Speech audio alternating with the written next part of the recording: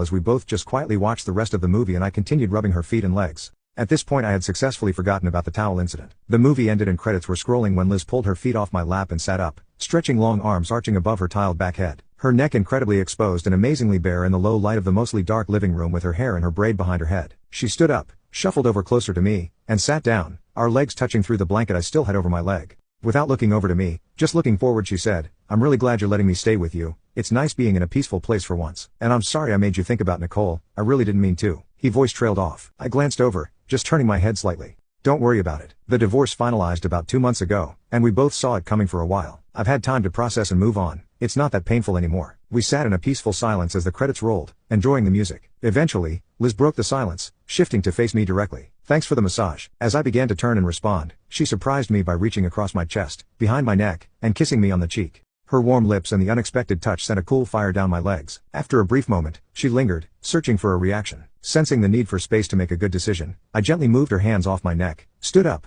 and said, "I still need a shower. Mind putting the pizza away?" Liz gave me a sad light of the living room and nodded. I very pointedly did not run to the bathroom, turned the shower on cold, and stripped out of my clothes. I suppose now is a good time to describe what I saw staring back at me in the mirror. I'm about 6 even, keep my head shaved because it started getting thin in high school and got very thin after, and I have a decent beard that I take pretty good care of to compensate. My body shows that I bike to work on nice days, hit the work gym through the winter, and go on the occasional hike, but I also drink too many lattes and really like good pasta. Prime dad bod from what I understand. My quite average pickle had relaxed a little bit from Liz's kiss, but was still resting at about half-mast, hoping for release. I jumped into the shower and turned my chest into the cold water to hopefully knock some sense into my foggy head. Cold showers were not unfamiliar territory, thanks to the apartment's lackluster water heater. It was a habit I picked up, a routine that helped dull my senses and shove thoughts of Liz down a bit. As I began lathering up and conditioning my beard, the knock on the bathroom door announced Liz's presence. She cracked open the door and asked casually, "Mind if I brush my teeth real fast?" With minimal regard for my response, she entered, started brushing her teeth, and then inquired about the cold shower. "Why a cold shower?" she asked. "They help me get to sleep," I fibbed, adding, "I'm not sure exactly why."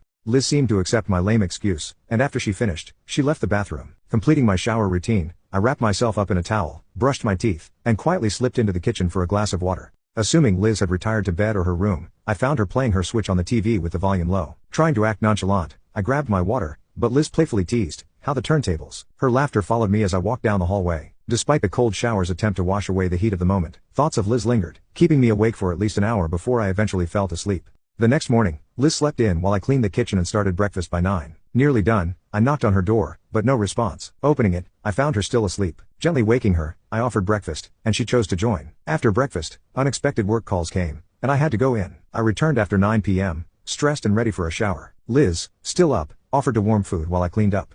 A quick shower